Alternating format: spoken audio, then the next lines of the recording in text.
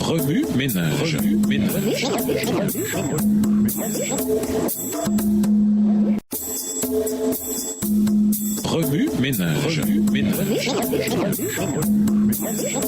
Bienvenue dans votre émission. Remue ménage. Nous voilà à la leçon de lundi, interpréter, dévoiler. Les voiles ont une double fonction. Le terme que l'Épître aux Hébreux utilise pour voile, katépétasma, pourrait se référer à la porte du parvis. Exode 38, le verset 18 dans la version Louis II, à l'entrée de la tente sacrée. Exode 36, le verset 37, ou au voile intérieur séparant le lieu saint du lieu très saint. Exode 26, les versets 31 à 35. Ces voiles étaient à la fois des entrées et des frontières que seules certaines personnes pouvaient franchir. Le voile était une protection pour les prêtres alors qu'ils exerçaient leur ministère devant un Dieu saint. Après l'épisode coupable du veau d'or, Dieu dit à Moïse qu'il n'accompagnerait pas les Israélites sur le chemin de la terre promise de peur qu'il ne les consume parce qu'ils étaient rebelles. Exode 33, verset 3. Moïse déplaça donc la tente de la rencontre et la dressa à l'extérieur du camp à bonne distance. Exode 33, verset 7. Cependant, après l'intercession de Moïse, Dieu accepta d'être au milieu d'eux et d'aller avec eux. Exode 33, verset 12 à 20. Il établit toutefois plusieurs mesures pour les protéger tandis qu'ils habitaient au milieu d'eux.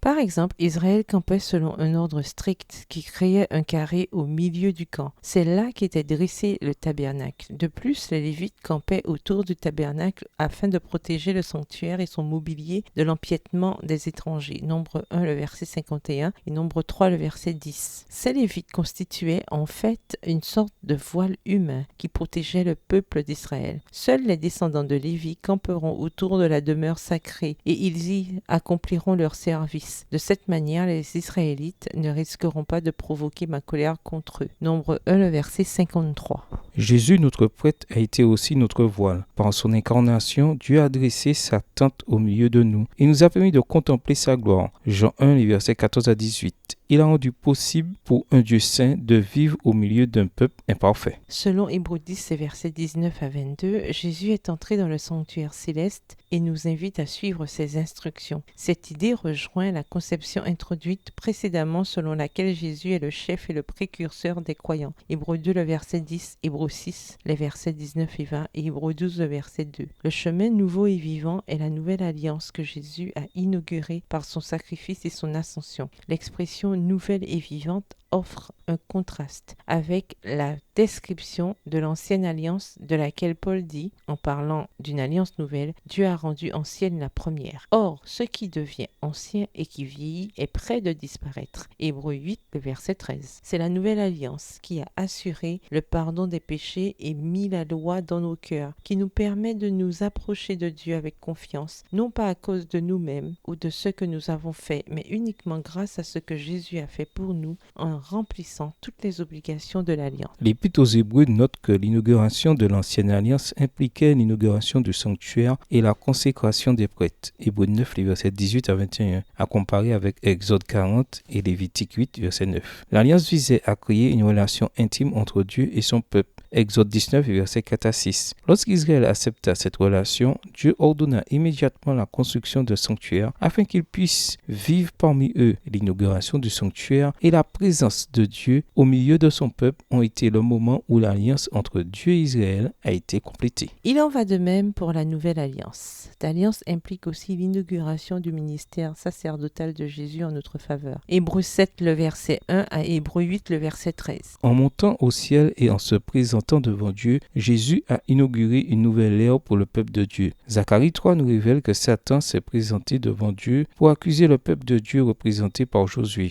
le grand prêtre. Cet accusateur est le même qui a mis en doute la loyauté de Job envers Dieu. Job 1, verset 2. Cependant, grâce au sacrifice de Jésus, Satan a été chassé du ciel. Apocalypse 12, verset 7 à 12, à comparer avec Jean 12, verset 31 et Jean 16, verset 11. Aujourd'hui, Jésus intercède pour nous et, par son sacrifice et sa fidélité, réclame pour nous le salut. Après avoir regardé votre texte écrit et annoté, quels éclairages particuliers vos notes semblent-elles indiquer dans l'ensemble? Quelles questions émergent après l'étude de ce passage? Quelle partie du passage trouvez-vous difficile? Quels autres principes et conclusions découvrez-vous? Que nous enseigne le fait que le Créateur habite parmi son peuple sur la proximité de Dieu avec nous? Ce fait reflète-t-il votre réalité actuelle? Au revoir. Et à demain si Dieu veut. Remue ménage. Remue ménage.